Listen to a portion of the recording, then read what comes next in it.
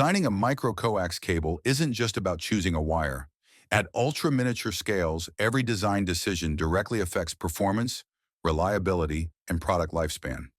The first step is defining clear system requirements.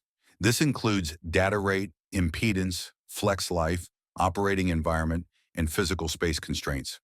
Well-defined requirements guide every engineering choice that follows. Next, select the right micro-coax cable. Choose the appropriate wire gauge, typically 32 to 44 gauge, along with the correct dielectric and shielding materials. These choices determine signal quality, durability, and how the cable performs under mechanical stress. Once the cable is selected, electrical performance must be controlled.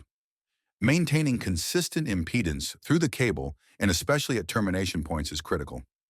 Poor transitions can cause signal reflections, noise, and data loss.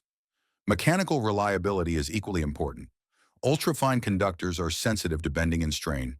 Proper strain relief, controlled bend radius, and reinforcement materials help prevent fatigue and long-term failure. Connector selection is the next key step. Connectors must be compatible with micro-coax cables and rated for the required number of mating cycles.